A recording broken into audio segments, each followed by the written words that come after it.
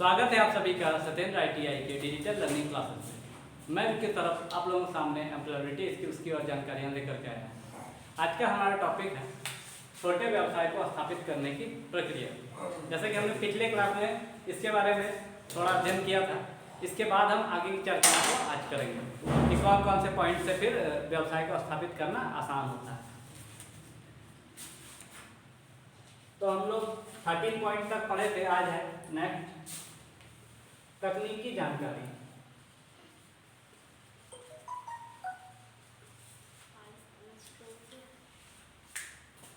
जितने भी उत्पाद का निर्माण होता है उसमें जुड़े जितने भी मशीनरी प्रोडक्ट हैं जिनसे कि उत्पाद का निर्माण किया जाता है, उन सभी मशीनों का, टूल्स का या जितने भी तरह से उस उत्पाद का निर्माण प्रक्रिया हो रहा है उसमें जितने भी चीज़ लग रहे हैं उनका आपके पास तकनीकी जानकारी होनी चाहिए कि कब कौन सी मशीनों का ओवरऑलिंग होना है, कब कौन सी मशीनें रिपेयर की जा सकेंगी, कब किस मशीन में किस तरह के फॉल्ट आएंगे जो कि आप समय रहते उसको सही कर पाएंगे। अगर ऐसा जानकारी आपके पास नहीं होता है तो अगर किसी मशीन में किसी प्रकार की खराबी आ गई तो आपको फिर उसको ठीक कराने और उसको फिर से चालू करने में बिना जानकारी के समय बर्बाद होता है। इसलिए जो है कोशिश यह करनी चाहिए कि आपको उस मशीन से संबंधित सभी तकनीकी जानकारी को अपने पास रखना चाहिए। नेक्स्ट है पावर कनेक्शन।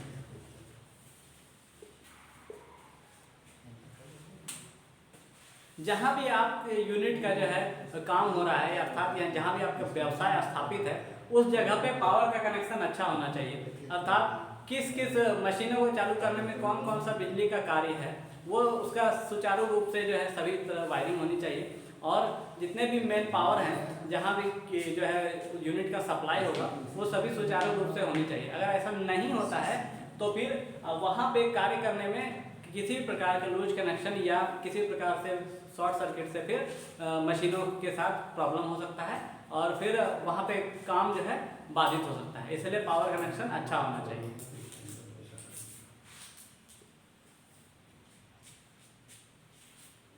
नेक्स्ट है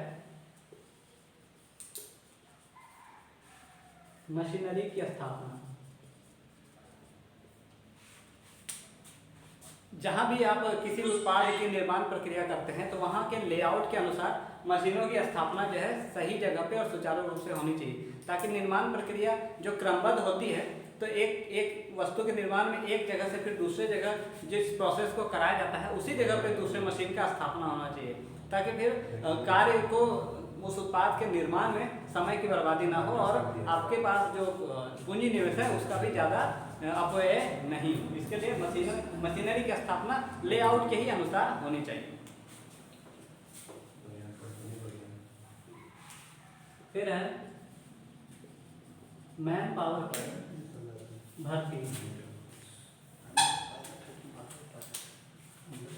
जब मशीनों की स्थापना हो जाती है लेआउट के अनुसार फिर उसे चलाने के लिए लोग चाहिए, मैन पावर की भर्ती आपको करनी होती है ताकि जो ऑपरेटर है वो उसको चलाने में पूरी तरह से समर्थ हो और उस मशीनों के बारे में जानकारी रखते हों। अगर ऐसा नहीं होता है तो किसी भी नवशिक्षक को अगर आप काम पे लगाते हैं तो वह सुचारू रूप से मशीन को चला नहीं पाएगा और उत्पाद निर्माण में फिर बहुत सारी परेशानियां हो सकती हैं। नेक्स्ट है कच्ची सामग्री।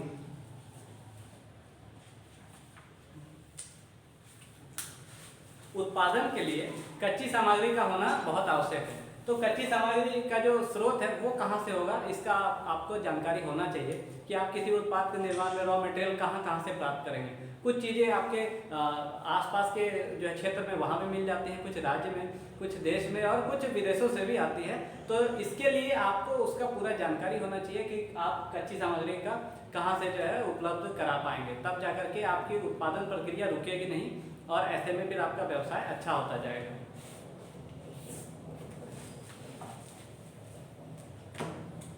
नेक्स्ट है उत्पादन।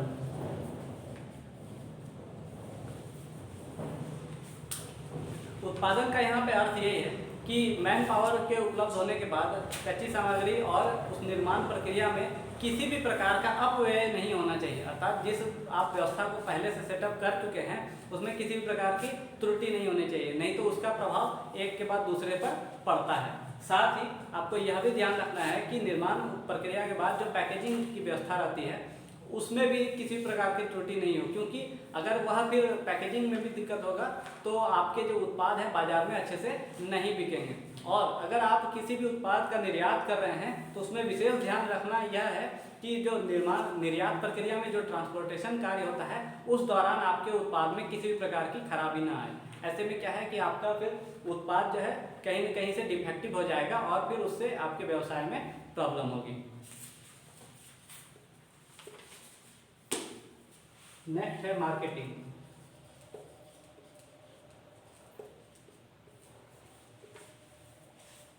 मार्केटिंग का यहाँ पे यह अर्थ है कि जब उत्पाद को आप बाजार में बेचते हैं तो वहाँ पे उस उत्पाद का क्या फीडबैक आता है, सेल्स उसका कैसा है, उसके बाद जब आप उत्पाद को लोगों तक पहुँचाते हैं तो आप उसके बाद लोगों को किस प्रकार की सर्विस दे पाते हैं कि कौन सी गारंटी वारंटी आप दे रहे हैं। उसके बाद अगर उस उत्पाद में किसी प्रकार की खराबी आती है तो आप किस प्रकार से उसे समय से पूर्व जो है ठीक करके दोबारा दे पाएंगे।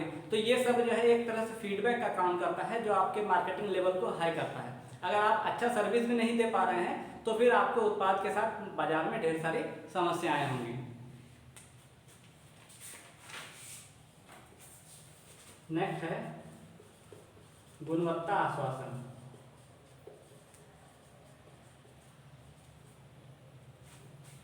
गुणवत्ता आश्वासन से तात्पर्य यह है कि आप जिस भी उत्पाद को बाजार में मुहैया करा रहे हैं उसके साथ जो है आपके गुणवत्ता आश्वासन का हॉलमार्क होना आवश्यक है। जैसे कि BIS मार्क का होता है या और भी होलोग्राम होते हैं, जिससे कि यह सुनिश्चित हो जाता है कि आपके उत्पाद जो हैं हर मानक के साथ तैयार हुए हैं, अर्थात स्टैंडर्ड उनका जो मेंटेन करना चाहिए वो मेंटेन हुआ है, तब जाकर के वह उत्पाद आप बाजार में बेच पा रहे हैं और आपके उत्पाद में किसी भी प्रकार का डिफेक्ट नहीं है।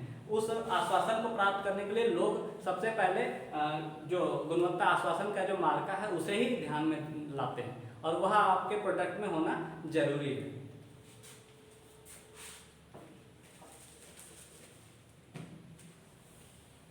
नेक्स्ट है अस्थाई रजिस्ट्रेशन।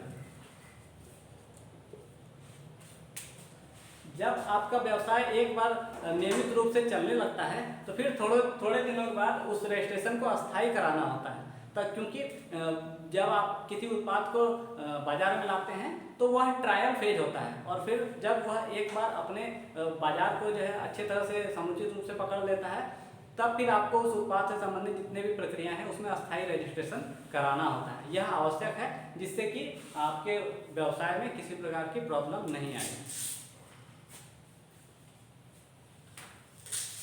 फिर है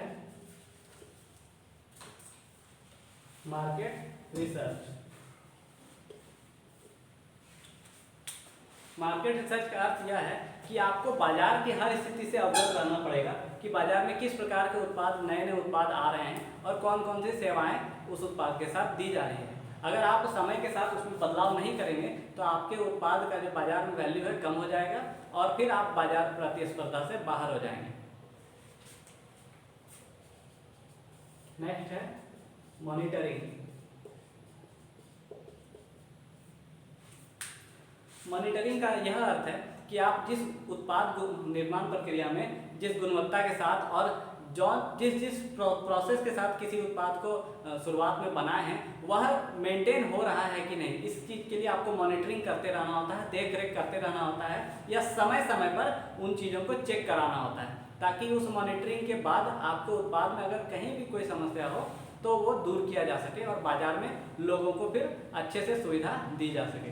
तो इन सभी प्रक्रियाओं के साथ जो है आप एक छोटे व्यवसाय को स्थापित कर सकते हैं और इनको अपने जीवन में लाने से एक उद्यमी अच्छा उद्यमी बन सकता है। तो आज की वीडियो में इतना ही, आगे की जानकारियाँ लेकर के आऊँगा नेक्स्ट वीडियो में, तब तक के लिए धन्यवाद।